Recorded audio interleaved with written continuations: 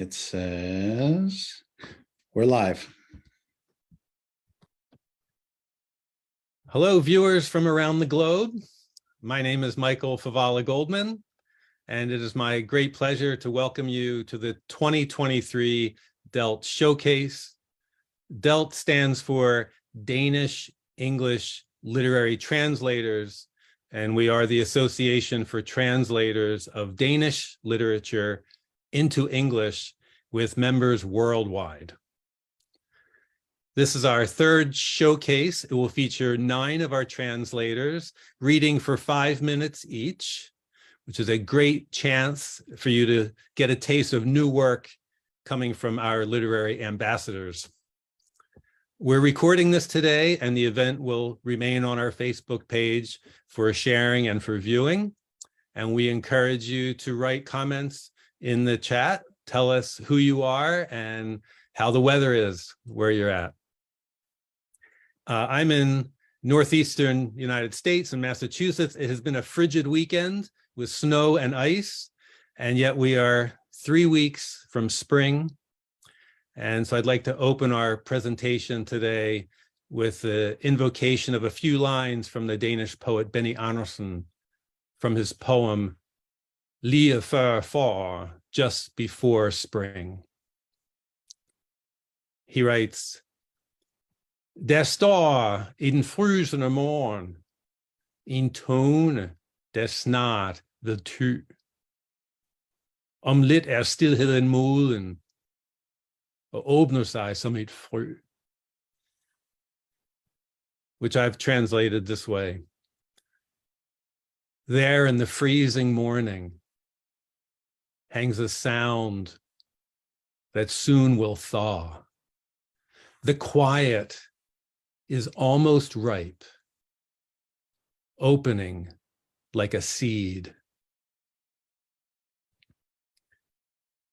So out of this quiet, DELT now presents 9 excerpts from Danish literature. And our first reader will be Solveig Todd, originally from California. She comes to us today from Copenhagen. Solveig enjoys translating a wide variety of texts, including books on dementia, the history of Greenland, as well as young adult fiction, such as the Great Devil War series.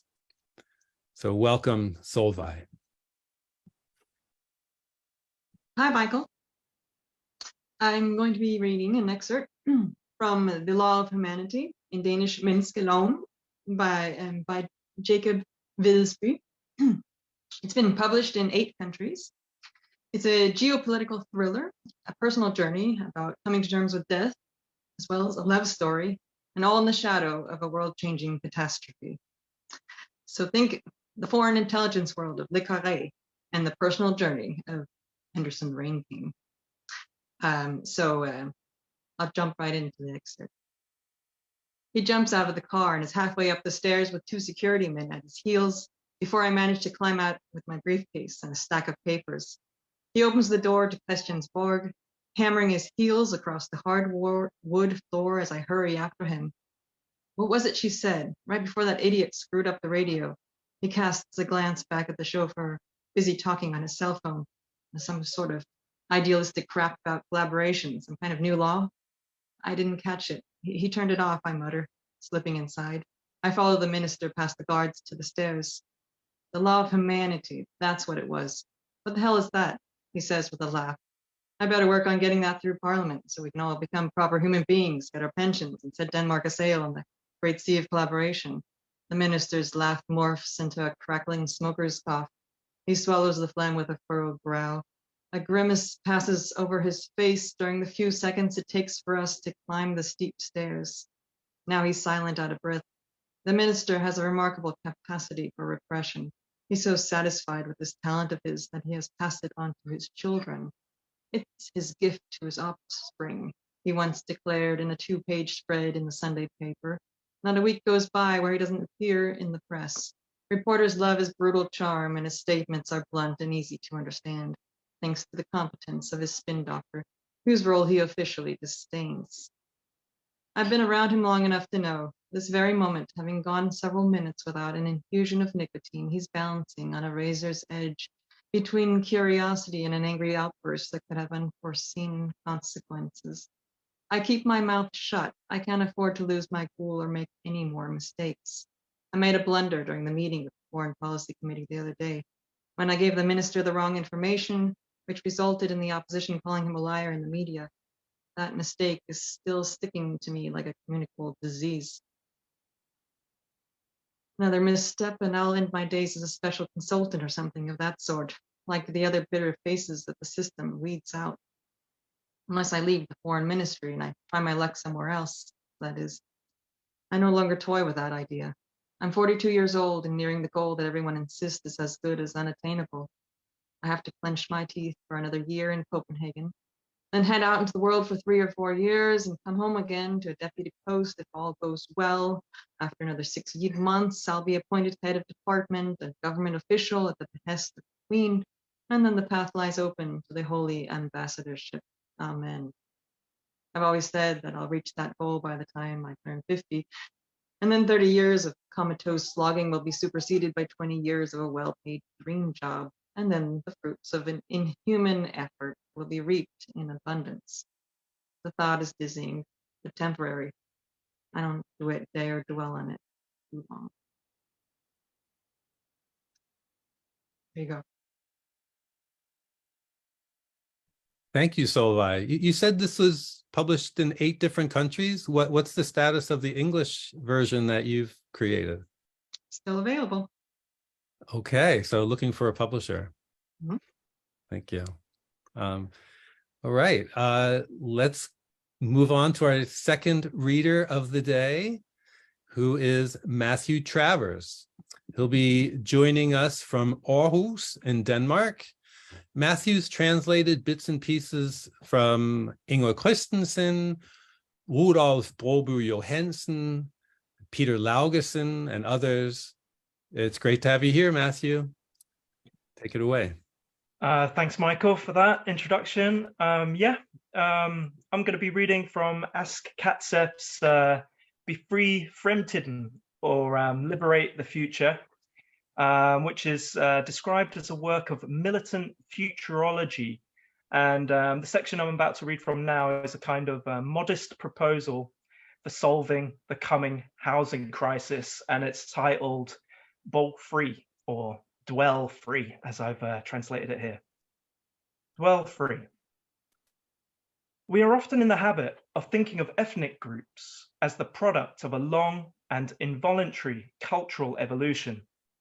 In reality, however, these particular life forms are far more often the result of a historical process of succession, a conscious social detachment from an existing society, a breakdown, a flight. This is also the case with the Basi tribe from the Suwałki region, which can be said to have its origins in a social movement that took shape in the middle of the 21st century around the urban centers of what was then Poland. The name Basi is derived from the Polish word bezdomny, which meant homeless. In the 2040s, a myriad of activist groups fought under the slogan, Dwell Free, for the universal and free right to housing in cities such as Krakow and Warsaw, which in that period were plagued by uncontrollable hyper-gentrification. In Poznan, where the movement was especially strong, it managed to achieve visible results, such as the legally guaranteed right to sleep coffins and the state-sponsored distribution of solar protein. Internally within the movement, however, there were critical voices who saw these victories as insufficient and downright harmful to the movement's overall aims, and in consequence, one faction in particular began to discuss more radical approaches to the housing issue. It was the post-paganist thinker Rafa Gorski who, in her treatise Open Skies, first suggested turning the whole problem upside down. The Dwell Free movement had stared blindly at the problem of homelessness, she claimed, and latched onto the idea of living boxes as the only possible way out of homelessness. What if, she wrote, instead of blindly chasing a roof over our heads, we tried to completely eliminate the need for a roof at all? In several places, they began experimenting with suits that would enable a life out in the open. Well-known designers and fashion houses took up the challenge, which predominantly resulted in a series of outrageously expensive outfits that were puffed out with fragile technology. The tyranny of the home seemed only to have been replaced by that of clothing.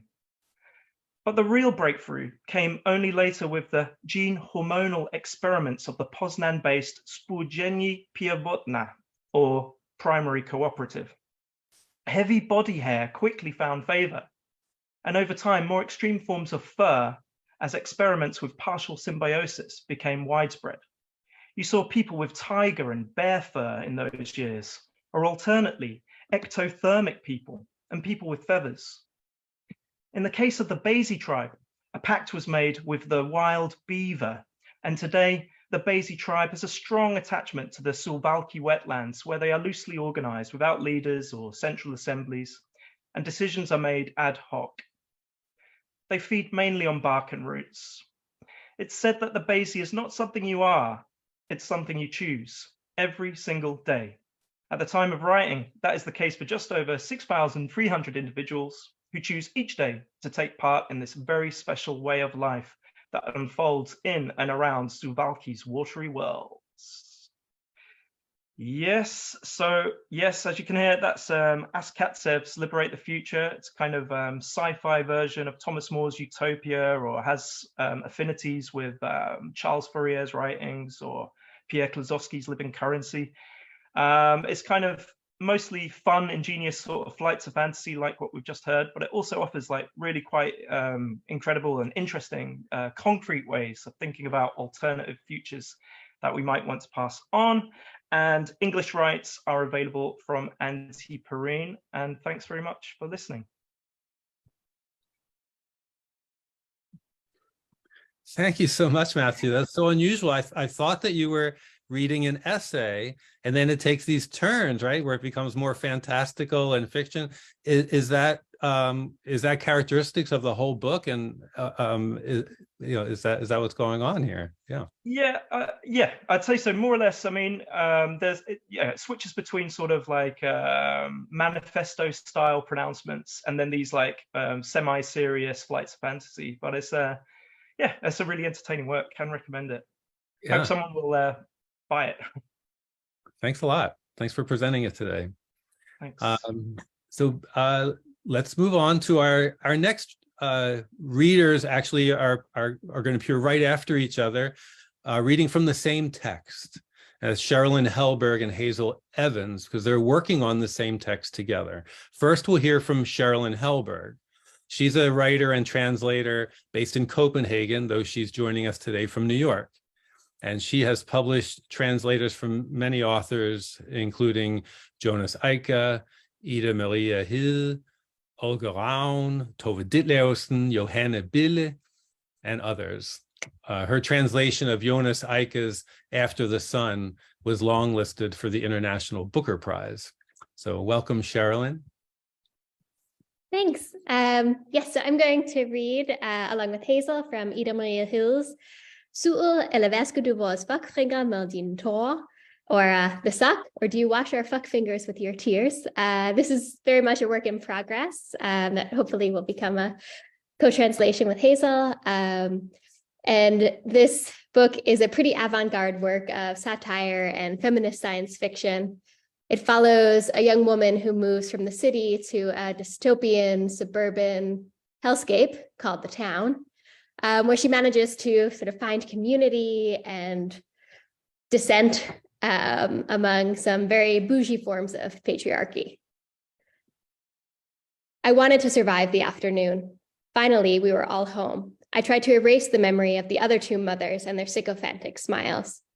I thought about my children's unruliness. Without knowing it, without deciding to be, the children were anarchists who innately resisted the boredom I didn't know how to fight.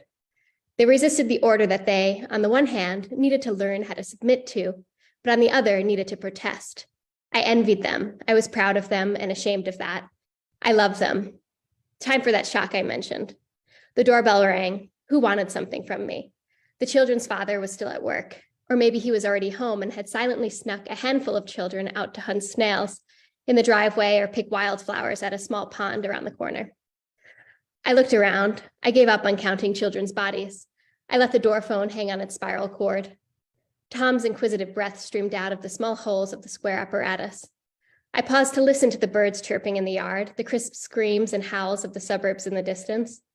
I ran from window to window in the kitchen, looking around. I heard X number of babbling voices in the living room, as if my own heart was sitting there too, multiplied by 1,000 others.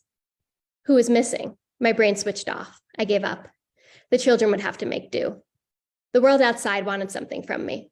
I splashed my face with cold water from the bathroom sink,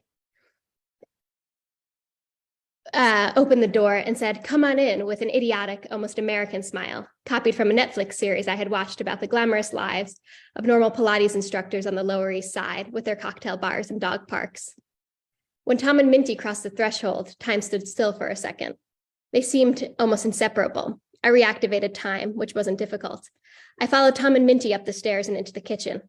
As soon as I turned, I felt their eyes boring into my lower back, sliding over my ass and my cheap jeans. I was already doubting whether Tom and Minty even existed as individuals. Minty's saccharine smile was their pact, a smile close to cracking and revealing an abyss of frustration or something more rebellious. I couldn't tell which. We stood in the kitchen. I swept some crumbs off the table with my forearm and started heating some food in a little frying pan. "Let's have a bite," I said, attempting to mimic the jovial tone I often heard others use in conversation about normal things like food, real estate, birthdays, and Black Friday. Minty was standing very close to me. She was wearing stilettos, a long, flowy powder blue dress. Her voice sounded like a sleepy yoga teacher's, a little squawk when she spoke. I had the impression she was floating, and I imagined Minty's Carmen Curler-esque hair sprayed updo, sticking winterishly up towards the ceiling, splitting into a bunch of antennae that could instantly connect to all the other Minties of the Western Hemisphere. How many are there? How many countries do Minty's clones have green cards in? If they all join hands, can the Minties reach around the globe? I imagine Minty's sculpted eyebrows following her upwards. I could let myself fade into the movements of her eyebrows, as if into an old folk song, sucking me under a bridge, near a cloudy riverbank and under the water's oily surface. I thought, if the water rocked me, maybe I could throw off my cheerful submissiveness. Discreetly, Tom inspected the house. I could hear his friendly but intimidating footsteps on the creaking floorboards. He twirled around in his designer shoes like a ballerina. Minty was leaning against the kitchen table, an elegant twist to make herself cohere. I really hope she would like me. "You're so pretty," she said. "Thanks," I answered. "So you agree? You think you're pretty," she said. I was quiet. "Absolutely. We women need to support each other in our fundamental accomplishments." Minty's eyes sucked in all my attention, almond-shaped, ornamented with beige and turquoise eyeshadow, almost naively applied. A fingerprint in the middle of her eyelid, as if she had committed a crime against herself. But the childish craftsmanship was disarming too. The look made her seem approachable in a quirky way. With Minty, life could be so simple and precise. And then there were those light brown eyebrows sliding up and down like gallant hotel elevators. Could Minty see out of the corner of her eye like a chameleon without moving her head, with just a little toss? It suddenly felt like Minty was alternately speaking to my heart and to an invisible audience hanging on her lips, demanding a reluctant performance that was also a defense of the inner workings of the town. "We've had our struggles too," she said, "Tom and I.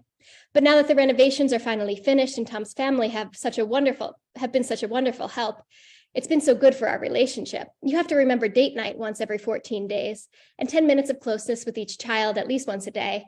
And then there's the vacation house and the normal comforts, which just make it so much easier to be on the same page about having more kids. I do need to get back to working full time and overseeing the 2 new board positions I've been offered. And Tom supports me in that 100%. We've been reading Lean In together out loud at night. Tom's so cute, he really takes his time. And then, of course, we're so lucky to have Tanya. She just moved here from Kazoa, and she has such a nice room in the basement, and she picks up the kids 4 days a week and makes all the traditional dinners, you know. Me, I mostly stick to baking and easy stir fries. Thank you.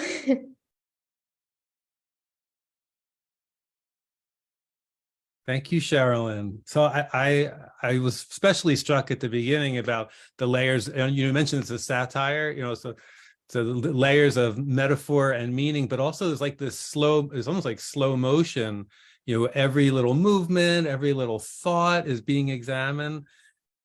Where did this come from, this project? Who discovered the book? Did you present it to Hazel, or did she present it to you? How did that happen? Well, it's been, yeah, that's a good question. A sort of long time in the works. I started working on it a little bit after it came out in, I guess, 2021. And then sort of took a little bit of a break. And then Hazel wrote to me some months ago, I think, saying that she was interested in translating it. And then I thought, this would be such a cool book to translate together with somebody else, because it has so many layers and so many different styles and sort of genres that it's working with and mixing together. Yeah. So did you just say that you discovered this book independently and then let each other? So that's really cool. What a synchronicity. Great. Yeah. All right. Well, thank you, Sherilyn. Let's move on to your partner, Hazel Evans, who is coming to us from Aarhus in Denmark. Hazel is the current emerging translator for Danish to English at the National Center for Writing in England. Hazel spent the last year translating and pitching samples of works by Glenn Beck, Gry Stockendale Dalgas, and Christina Tiede. So welcome, Hazel. Thank you. I don't know what I'm going to say to introduce the book, because it's the same book. But it is a different style that I'm going to read from. It switches a lot. So there's this first person narrator that Sherry has read from. And then there's kind of these other, not narrators, but sort of voices we hear throughout the book. And there's a newspaper in the town, and several opinion pieces from that newspaper are sort of scattered around the book. And I'm going to read one of those opinion pieces, which is about a gallows ceremony. Yeah, I'll just read. Opinion. It's a violent world out there. By Bernadette Liana Philomena von Hastenberg, student. Bernadette Liana Philomena von Hastenberg recently debuted in her very own gallows ceremony, Deluxe Suite Ensemble 0.2 Musical Edition. The following commentary reflects a personal opinion and is in no way representative of the views of the town daily. Saturday morning, 2 weeks ago. I woke up and the first thing I did was grab the pencil and little white notepad I keep in my bedside table. I wanted, dear reader, to write about my experience. I felt sluggish and put the pencil on my stomach as I reached down to inspect my vagina, my clitoris. Did my vaginal walls hurt? That was my first thought. Did my clitoris recoil with a shudder when I touched it? Had I perhaps been penetrated whilst unconscious? Any internal tearing? Just my usual post-party, post-thoughtlessness self-examination. Prior to this, I'd participated in my compulsory gallows ceremony. My mum saw to it so that I got the deluxe version. To begin with, the preparations for the ceremony were surprisingly fun. I'd never sung before, and I had no idea that all by myself would be such a piece of cake. Scarlett said my voice was creamy, lol. The sun warmed my hips up, encouraging me. There was even a short-lived sense of solidarity with the other girls who were preparing for their gallows the same month. We talked a lot about love. 3 of us had dated a guy named Kevin and sucked his big, soft fish fillet of a tongue into our mouths. I had a strange sensation in my spine. Maybe it was that thing Mum always called young love. Then I woke up, lying in bed alone in my apartment. Had anyone come home with me? Where was my mum? I woke up and everything felt off. I felt so repulsive, so weak, and was that the remnants of a blackout thumping away at the back of my skull? Ashamed, I looked down at my breasts, and in that moment they appeared to me as I'd never before seen them, like 2 baby seals, disfigured mountains, crestfallen jellyfish. My fingers slid into the squelchy wetness, in and out of my arse. Cold and familiar, nothing to report. What did I feel? To my surprise, a perverse kind of disappointment. The fridge was full of Michelin comfort food, and a card from Scarlett. Nicely done, Peanut. I found myself drafting a letter to my fellow citizens, and it went something like this. Dear fellow citizens, the least you could have done was degrade me with penetration. Then I would have been able to speak up. Then you might have paid attention to me. Then I could have cast my shame right back at your dickheads like an incriminating ray of light. But what if I'd simply slept for so long that my vagina and anus had already healed over? The clock showed 1:34. It was Thursday, and rape convictions are as rare as blue parrots here in the town. Can that be right? I had no idea my gallows ceremony would end like that. I have no memories of it, good or bad. Thankfully, dear reader, I woke up. Otherwise, of course, I wouldn't be sat here writing. But what to write about? Oughtn't we be able to put violence into words, or at least to paint a picture of the world's monstrosities with a few cliches? You know how unlikely it is that anyone will actually listen to a woman describing her pain, right? Factual accounts of violence against women are everywhere. The state of the victim, the formality of the diagnosis. If we're to find a language strong enough to bear pain and sickness, we must go beyond town logic and into a logic rooted in the internal organs of the earth. When I'm done writing this, I think I'll write a short story about nail varnish and the lullabies my au pair sang to me when I was little. There is a blue bruise on my thigh and a strange cut on my shoulder. My ears are bleeding. And just like that, I feel it. It's a violent world out there. Violence is springing up like boils beneath our feet, like baseball bats smashing into the back of our skulls on a daily basis. And seldom do we even see it. My point is, even though I was born to survive, there are far more who didn't make it.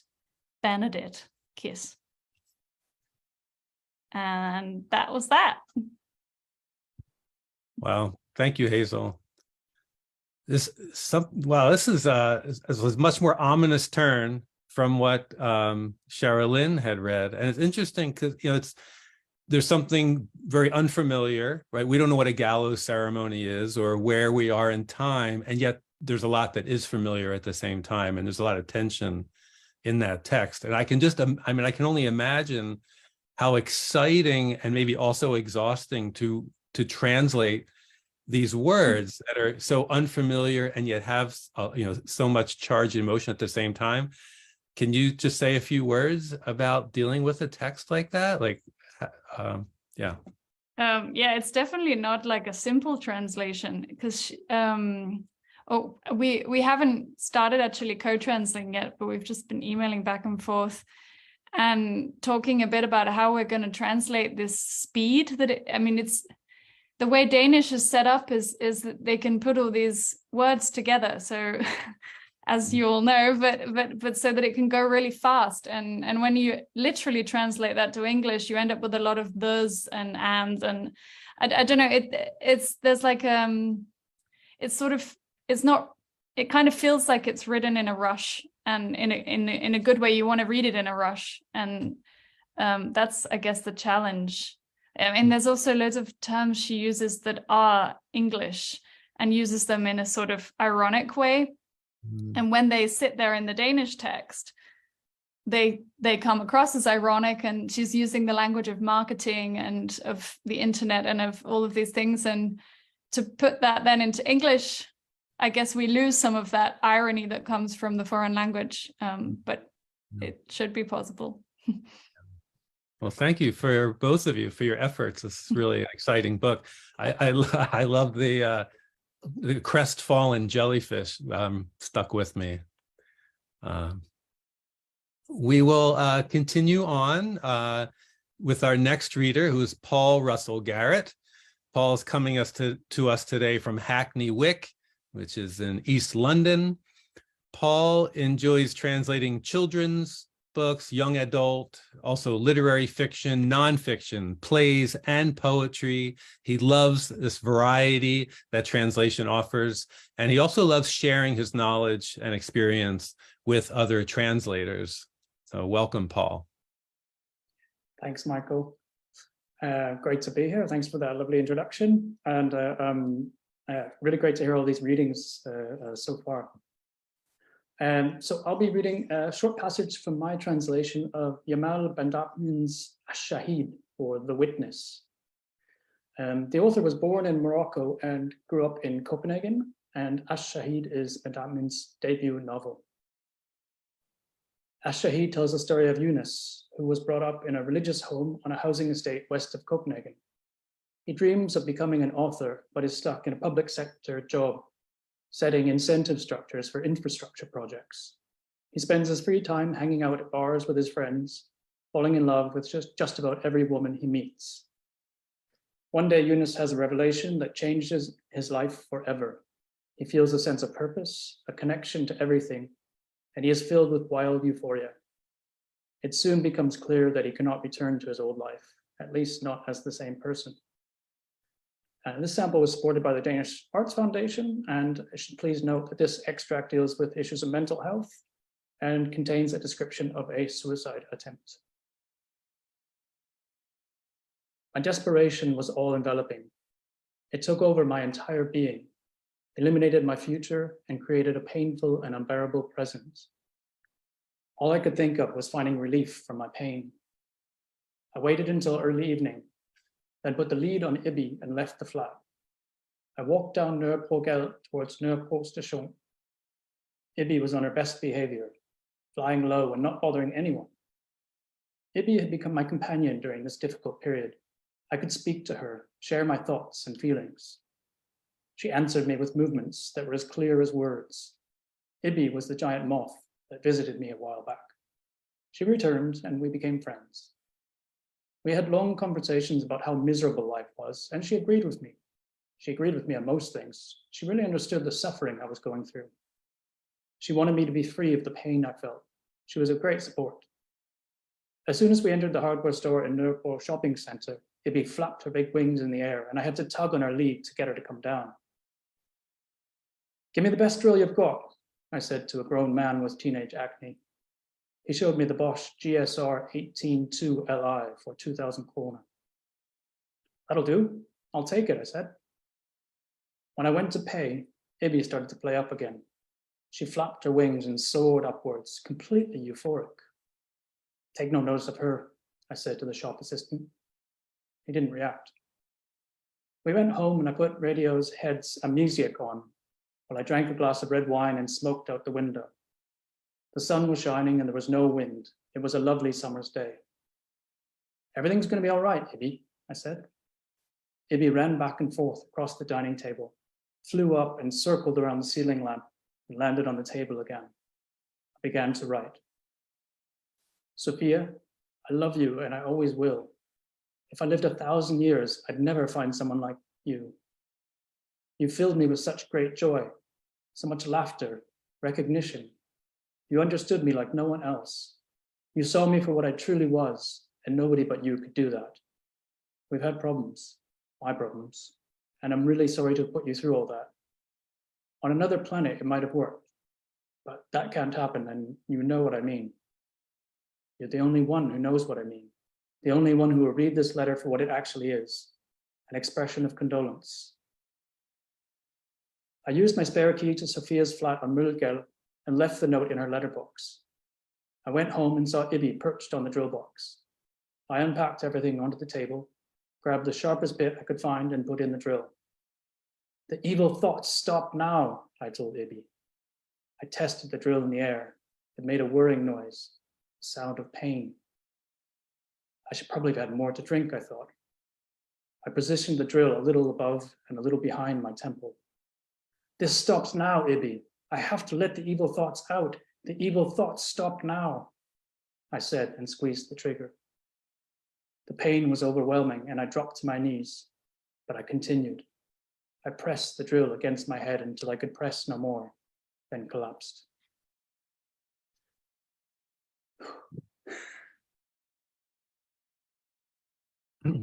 Wow. So that's pretty heavy, Paul. Yeah, I'm kind of feeling that. Yeah, what do you say after that? Yeah. So what's the process of this novel? What's how are you doing with it, and what's happening with it? So actually, this was recommended to me by another member of DELT, by Niels Nielsen, when I was looking for authors from a more diverse background than I've been used to, and she recommended Yamel's book to me, and I read it and absolutely loved it. I got a sample translation grant for it, and I've translated 3 small segments from the book that sort of captured different aspects of the book. So one is for sort of from the first part of the book where he's a young man out celebrating life, drinking and smoking and meeting girls. The second book reflects back on his time on a trip he and his family took to Morocco, going through the sort of the scenery and different things that happened when he was there.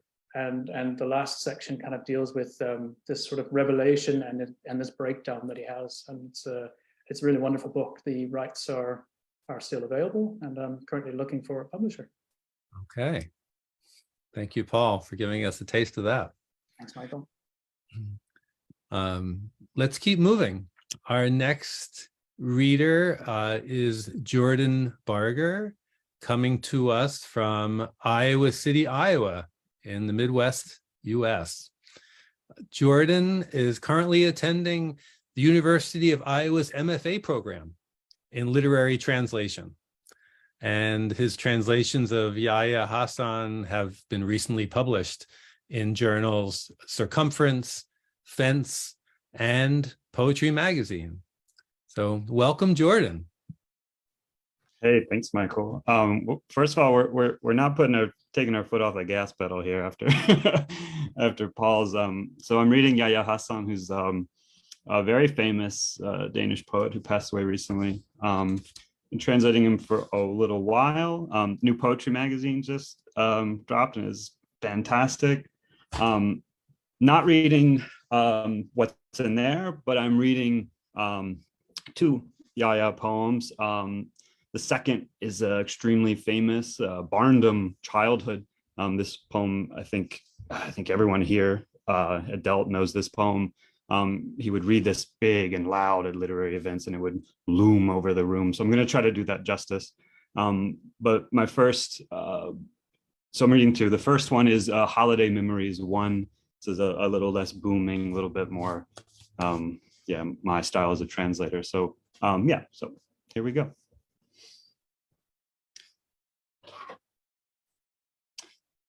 Holiday Memories 1. Mom said that Grandpa had an awesome Mercedes behind the black garage door, but that it was only for driving around on special occasions and when we needed to flee from the Israelis. Every time I went by the garage door, I stopped and touched the heavy iron chains. I imagined how it looked. I bugged my grandpa and my uncles to go driving, said I had learned to drive a car in Denmark, in a parking lot with concrete blocks on one side and concrete blocks on the other side. My uncle took me on a ride in his old Mercedes. He said it was too dangerous to let me drive on the roads, that the traffic here was different than in Denmark. The Civil War and the oil prices have made people crazy, he said. Turned left to a large and human-free gravel field. We changed places. Drive slowly but surely, said my uncle, who would one day be missing a kidney in Dubai. He took a smoke in his mouth. Give me one, I said without thinking. You're still a little boy. I also learned that in Denmark, Uncle. He kissed me on the cheek and the sun kissed him. I drove around in circles and blew out smoke. A few days later, when the bombs dropped, the garage door finally opened. I hardly registered the Israeli drones. My little body trembled with excitement. The old Mercedes, just as rusty and dusty as my uncle's, rolled out in front of us.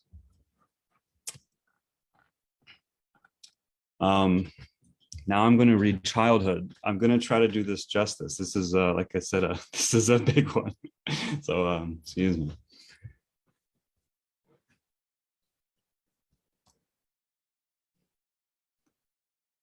Five children in line and one father with a club, crying in chorus in a pool of piss. One by one, we stick out our hands for predictability's sake. Then the sound of blows landing. Sister jumps so quickly from one foot to the other. Down her leg, a waterfall of piss. First one hand, then the other. If it takes too long, the smacks come at random. A blow, a scream, a number, 30 or 40 or sometimes 50, and one last smack on the ass on the way out the door. He takes my brother by the shoulders, straightening him up, keeps beating and counting. I look down and wait for my turn. Mom smashes dishes in the hallway. Meanwhile, Al Jazeera transmits hyperactive bulldozers and mangled corpses. The Gaza Strip in the sunshine. Flags will be burnt if a Zionist doesn't recognize our existence, if we exist at all. When we heave with panic and pain, when we gasp for breath or meaning, they won't let us speak Arabic in school. They won't let us speak Danish at home. A blow, a scream, a number.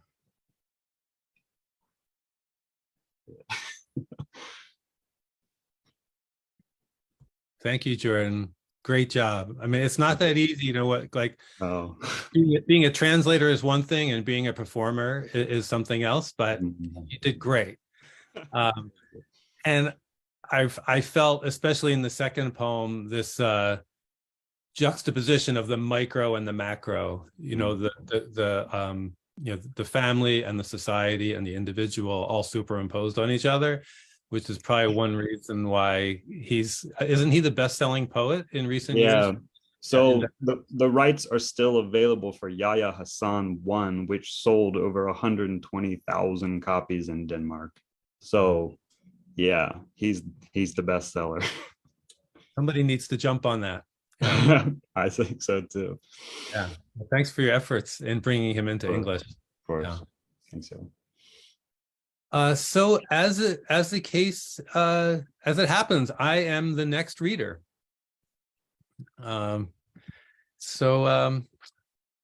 As you may know already, Michael Favala Goldman. I'm coming to you from Northampton, Massachusetts in the US. I've translated 17 books of Danish literature, including memoir and short stories by Tove Ditlevsen and 2 volumes of poetry by the Danish national poet Benny Andersen.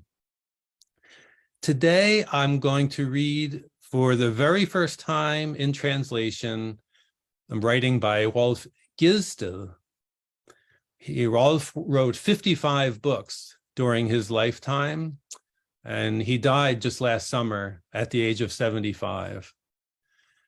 And Rolf lived part of every year in the mountains of Spain, coincidentally in the same stone cabin that Federico Garcia Lorca lived in before he was captured and executed in the Spanish Civil War.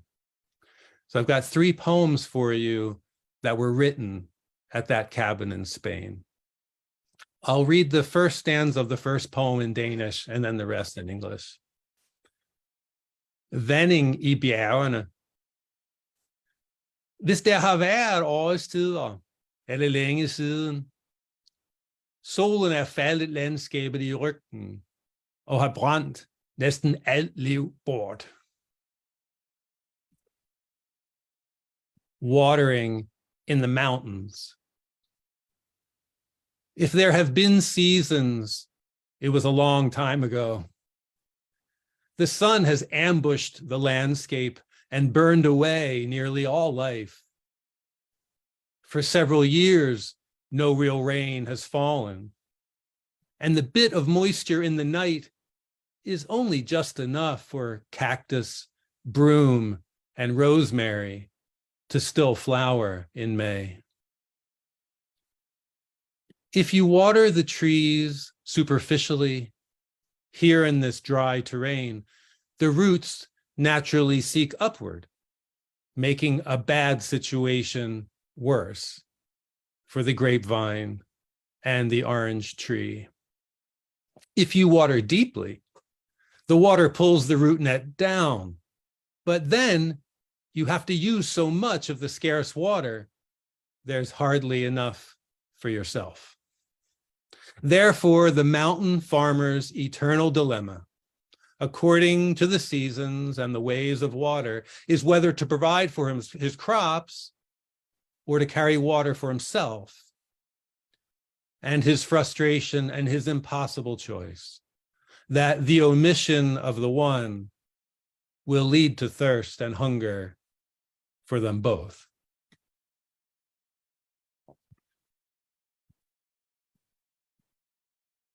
The lizard The lizard crawls in and out of its hole in the olive tree, never interrupted. Through generations, a series of movements and habits, the reptile's beautiful, cool design characterizes them all and the individual. A chain of events, occurrences, and accounts which never reach any ear, which are never spoken by any mouth, but a training and a transformation by the painful or indifferent loss of a tail, the healing, the neighborhood with the snake, the rat, and the scorpion, the sounds at night of the owl, the cicada, and the dog, the blunt sound of olive fruits striking the ground, occasionally the rain, which overtakes everything, the light from the sun and the stars, the tasty crunch of insects.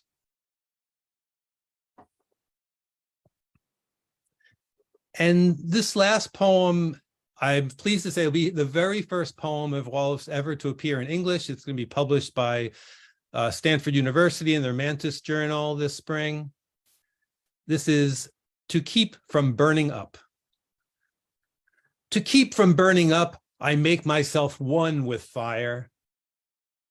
To keep from drowning, I unite with water. To not isolate myself too often, I imagine that everything inside me transpires like everything on the outside, with certain modifications. This includes a balance between salts and fluids, temperature and nature, more than simply chemistry. When we are together, each time we open the door to a chance possibility outside of and within ourselves for a mute life waiting to gain a voice. So I can't ask myself a question really, but I'll just say how this, we come to texts in different ways. I happen to pick up a book of Woloff's poetry and in a used bookstore, and then another in another used bookstore. And I thought, this guy's got something.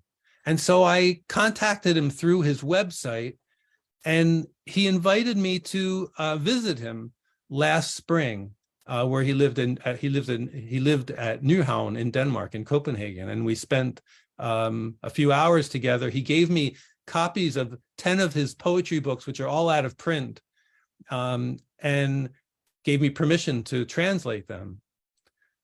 And I'm in the midst of doing that now. But just as I was getting started, he died suddenly.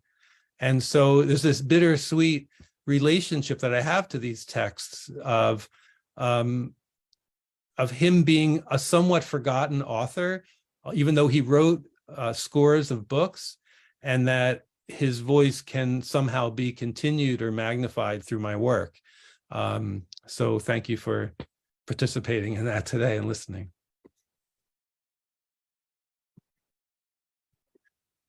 There's two more readers in our showcase today. Our next reader is Sharon Rhodes, who comes to us from Rochester, New York in the United States. She translates from Danish as well as Old English and Latin. And her first full-length translation, My Sick Friend, is forthcoming from Lolly Editions. Congratulations on that, Sharon, and welcome.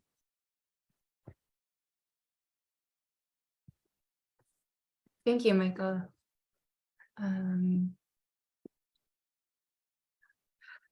So can you hear me? I'm reading from Postcards from the Vatican by Maisa Aimo Boot. It's a different book for me. It consists of 24 postcard-esque essays. Some of them would actually fit on a postcard, but others are much longer. And they're accompanied by photos by Jan Sundergaard. The photos are no more typical postcards than the essays. They're photos of things like fire extinguisher next to a tapestry, or marble busts draped in plastic drop cloths, and pictures of tourists taking pictures with their iPhones of the classical art in the Vatican. So it's postcards sets you up for a surprise in a way that I really like. So I'll be reading the first two postcard essays. 1, have arrived, very sweaty. Only cold water at the hotel this afternoon. Blister on left heel. Impossible to walk any further. Cried a little. Terrible bed, miserable. Made up like an envelope. In the course of the night, it became a tangle of sheets and blankets. They all slid around. Stains from the previous guest on the mattress. Awful stomach ache. Amazingly delightful weather. I put on makeup, brushed my hair, and walked out into the warm morning, down to the roaring Via Cavour. Stood in line for an hour in front of St. Peter's. My feet rebelled, but sitting down was out of the question. That would be to extinguish hope for progress in the line. We all wanted in. We had to get in. I try not to think about how many people there are in the world. All the humanity, it seems like a unit, a large piece of meat, a ham. But that it is not. It's a swarm, a sea of tourists, continents of tourists, the planet covered in tourists, backpack, guidebook, water bottle, and sneakers. Clusters of humans hanging on ships. I've seen it in the news. A swallow glared angrily as it sped past us. Behind me in the line stood a tall, thin man with mint green headphones. From Eritrea, maybe. He was laughing, listening to music. But then he sobbed so violently that his tears sprayed down on my neck. Or he's laughing? Is he laughing? Suddenly he left the line and walked away from the square. I watched him. I felt a longing. Not for him, but to also be on my way. I took off my jacket. Sound of a zipper, a lovely sound. It heartened me. There should always be a shepherd standing on the square with his flock and playing a wooden flute. Postcard 2. I am too amazing to sleep, so I lay awake all night. I waited for the voices of the birds to rise up from the trees. When a blackbird whistled, it was still dark. Then one more and one more. It spread from the trees.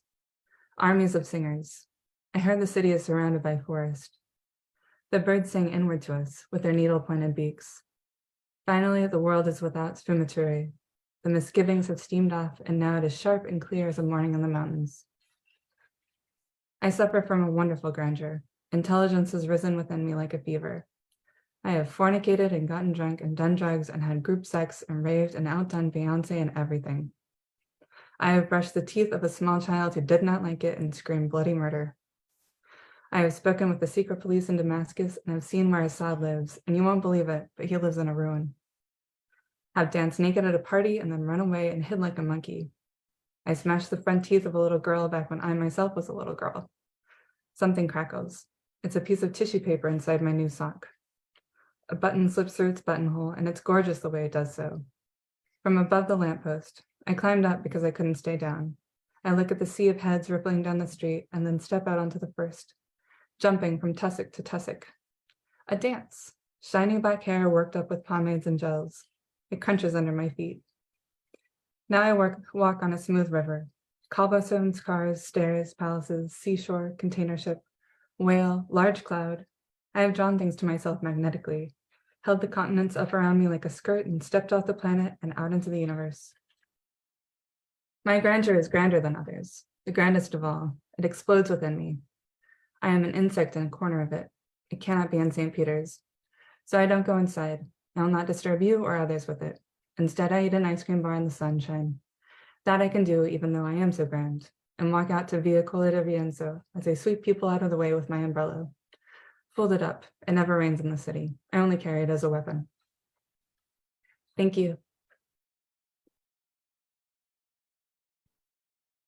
Oh, that was very entertaining, Sharon. So there's something about the perspective changing in this by this person. You know, they're very short, mostly very short lines, but we're going from, you know, tissue paper to, you know, a tourist plaza to all of humanity. Can you tell us a little about this, the state that the text is in, and have you finished with it, and what's happening with it? Yeah, so I've done a full sample that I'm pretty happy with, but you know, looking at it like 3 months later, I can always find things to fix. So that's where I am right now. I'm in that link. I put it in a drawer 3 months ago.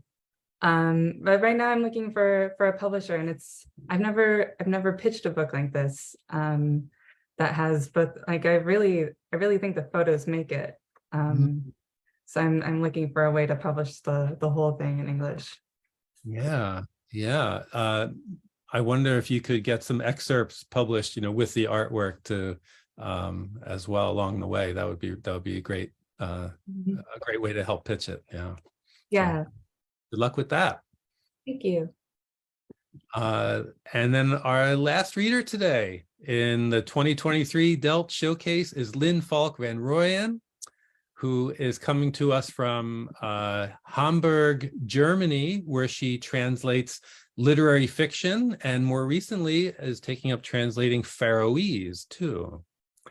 Lynn's recent work includes The Transfer Window by Maria Gerhardt and a series of audiobooks for Saga Egmont.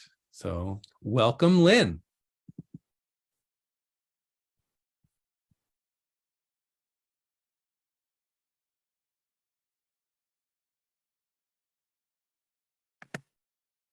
Hi, thanks, Michael. Can you hear me? Excellent. Thanks very much. Thanks for that introduction. I'm going to read from this book this evening, which is The Dead Full Days with a Taste of Coins by Carsten Müller-Nielsen. And this book won Danish Radio's Novel of the Year award when it was published in 2020. In a nutshell, I think what excites me most about this author's style is the way he explores the fluid boundaries between various art forms. In the book I'm reading from tonight, for example, which unfolds in the wake of the Chernobyl nuclear disaster, he explores the parallels between photography and literature. Interesting enough, Sharon, so I think we need to talk. Anyway, I've selected 3 extracts which I hope will demonstrate how the narrative does this very interesting experimentation with form in various ways. The first technique that he uses very well, in my opinion, is observation.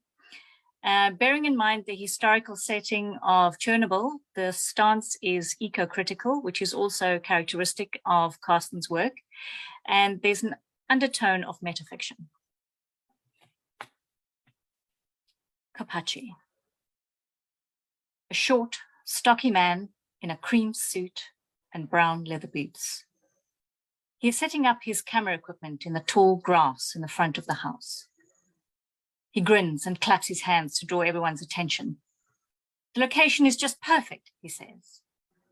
His assistant is sweeping the garden with a Geiger counter. 2 women are preparing the bride. They fuss with her hair, adjust her veil, and freshen her makeup. The bride strikes a pose. The assistant moves the light screen. The groom steps forward and smiles. The happy couple look into the camera lens, now smiling, now holding hands, now staring into each other's eyes. The photographer shifts his perspective and adjusts his stance. Let's get a shot in the porch, he says. Standing under the partially collapsed eaves, the newlyweds take up a new position. The assistant resumes his rounds with the Geiger counter. The photographer calls him back. I need more light, he says.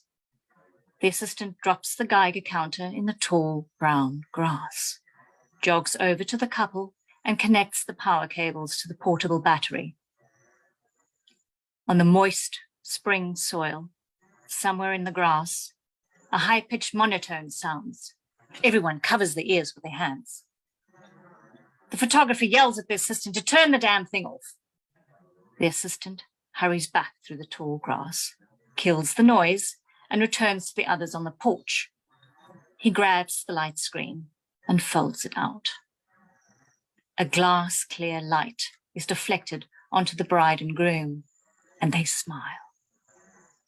Yes, says the photographer, clicking away. That's right. Smile. Put your arms around her. Smile. Yes, that's it. Good. Yes, very good. Smile. Perfect. And again. Smile. Yes, and again. Thank you. That's good. Yes, thank you. A little more. Smile. Thank you. Perfect. That'll do. So I'm now going to read a dialogue between the two main characters in the book. Well, I think the third character is nature, but I'll get to that in a moment. The location now shifts to Tartu, Estonia, where a soldier who has been exposed by nuclear radiation has an all-night conversation with a prostitute that he has paid to listen to his story. After the dialogue, I'll move directly on to one example from a series of vignettes that describe how nature, in my opinion, literally kind of reclaims the abandoned village of Kapachi, which is in the exclusion zone after the nuclear disaster. Tartu. Photograph means writing with light, she says. Okay, he says. It's Greek, she says. Light script, he says. Or Latin, she says. He leans back in his chair. It makes sense, he says. Photo means light. Graph means writing, she says. Right, he says. Or drawing, she adds. Yes, he says. She raises her right hand in a scribble gesture, as if sketching on air. It makes sense, she says. I'm very drunk now, he says. I'm glad you said so, she says. Why? He says. It's good to know, she says. Why? He says. It just is, she says, starting to laugh. I'm also drunk now. She pats the back of his hand. It just is, she says. I'm very drunk now, he says. Yes, she says. You said so. Apache. Brittle and hollowed out by wood worms, the window frame cannot hold its pane any longer. One stormy night, the pane drops into the grass. Rain blows into the house. Water gathers on the sills, runs down the wall between the kitchen cupboard and along the living room floor. Here, gorged on glue, the silver moths scurry about. They have eaten tortuous lines through the filthy floral pattern. The wallpaper has relented at last and slid to the floor. In the morning sunlight, the mist in the meadow is white. That's it.